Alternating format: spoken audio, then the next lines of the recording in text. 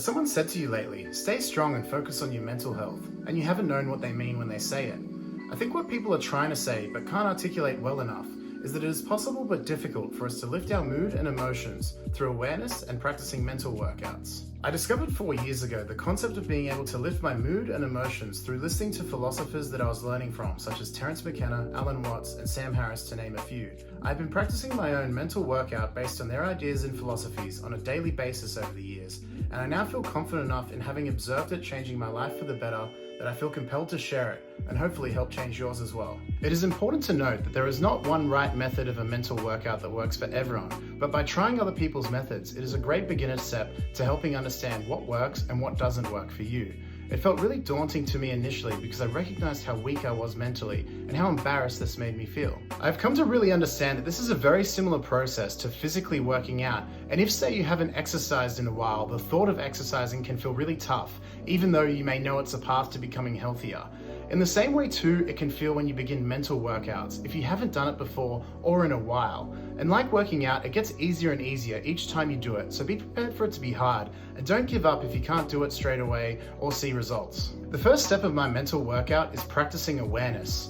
What I mean by awareness is the process of changing my perspective to becoming the observer of my thoughts rather than the thinker of them.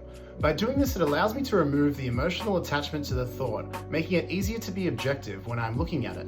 For me, when I was becoming aware of my thoughts and analyzing them, I noticed there was a part of me that was in self-denial about how I was feeling because it wanted me to think that I was feeling great and that nothing was wrong with me. I recognized this as a protection mechanism that I had subconsciously put in place in order to generate positive self-talk about myself when feeling down. For the purposes of my mental workout, I became aware that I would have to turn off this mechanism and allow myself to see all the gross aspects of my personality and my psyche. It is important to understand as well that we are all at different stages of our mental health journey. There should be no shame in analyzing your thoughts and behavior. You didn't know what you didn't know. And if you know what you now know, you might not have done what you did. What I mean by this is to say that we have to make mistakes in order to learn and grow, and it is so important to be honest with yourself, as painful as it might be, because growing and transforming is difficult, but there is no more beautiful feeling than lifting up your emotions. And as well, because if we are lying to ourselves about what mood we are in, how can we change it? To help me with practicing awareness, I begin my mental workout after a long walk followed by a shower. I create a calm space around me and do a 10-minute breathwork session. Recently I've been using the Wim Hof method and been finding great success with that, but there are lots of options out there. Doing a breathwork routine is very important as it allows me to bring my awareness into how I'm feeling at the moment. Right after the breathwork session, I clear my mind and begin a technique of catching thoughts, where I notice a thought enter my head and rather than thinking it, I observe it. I try to put it in a vacuum and analyze it. In doing so, I can observe what emotion it carries with it. The second part of my workout is analyzing what the emotion that my thought coming through my head originated from. I use the Hawkins scale of emotional guidance to help me assess what plan of action I need to put in place depending on what my analysis of these thoughts are. The emotional wheel is also a good guide, especially if you have a harder time expressing your emotions to yourself. Sometimes it takes a few thoughts to analyze in order to recognize the pattern of what emotion you are feeling. So keep catching your thoughts until you have diagnosed what emotion you currently feel at. Trust me, you'll know when you know. Don't reach for it and let it reveal itself to you. I have mental workout plans in place depending on where on the chart I have assessed my emotions of being at. This is the part of my workout that is most open for interpretation for what works best for you. I'll speak personally about some of what I do and hopefully it will jog some ideas in your mind. When I notice my thoughts are in the lowest emotions, I now immediately take action in feeling and expressing them.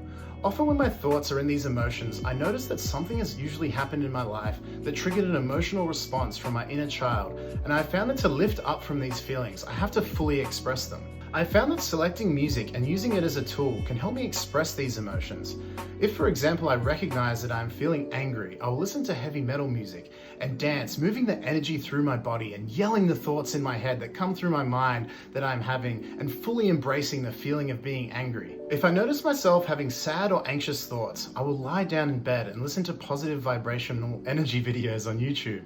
I then sink into my body and fully embrace feeling as sad or anxious as these thoughts coming through my mind are making me feel. If that makes me feel like curling up into a ball and shaking or crying, then I give myself full permission to express however my body feels like expressing these thoughts. The more you embrace into the feeling of these lower emotions that your thoughts are making you feel, the quicker you'll be able to notice yourself overcoming them. And if you practice the technique of catching thoughts again, after a while you may notice the thoughts lifting somewhere into the middle chart of emotions. If after a while you're aware that the thoughts haven't changed, that is okay. Practicing awareness and expressing emotions can be difficult, especially if you've been taught in your life that you should repress how you feel. If you're feeling like this, come back again another day and try practicing again, and I can assure you that you'll get better at expressing your feelings the more that you try. At any point of the workout, even the start, if I notice the thoughts moving into this middle area of emotions, I now recognize the way to lift my thoughts higher out of this emotion is to listen to electronic music that makes me feel like moving and dancing, feeling the energy move around my body to the beat of the music. After a while, I sometimes notice my thoughts lifting higher and higher, and after a while, when I analyze them, I notice that I have pulled myself into a higher emotion. At any point, including if it is at the beginning when I analyze that my thoughts reflect the emotions of these higher levels, this is where I want to aim to finish the workout and go and be actively doing things, for this will keep the momentum of this emotional energy rush throughout the day. Whether that is getting the work that I need done for the day, writing, playing video games, or socializing, my perception of what I am doing, even if it is mundane, is going to be magical. When I'm operating at these emotional frequencies, it allows me to project love to everyone I'm interacting with, and I feel strong and empowered. I want to share as well that reaching this final point isn't possible every day for me, as sometimes there are things in life that are too tough for me to lift or overcome. I recognize this and give myself permission where on days where it feels too tough to pull myself into the highest emotions, I accept the best effort that I can achieve, and I'm grateful that I'm in higher emotions than I was before the workout. By doing this workout over the years, I've realized that I'll never perfect it. I can only be better than I was the day before, and that this is a lifelong journey, and if I can make my quality of life better day by day and focus on that, then in say 2 years' time, my life will be so much better than it is now.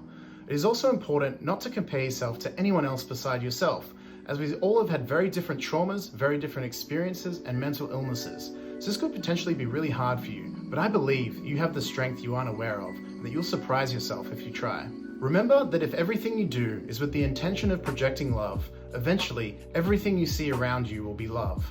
Please let me know if you have any questions about this, and I'll answer them in future videos. Good luck, stay strong, and make sure to focus on your mental health.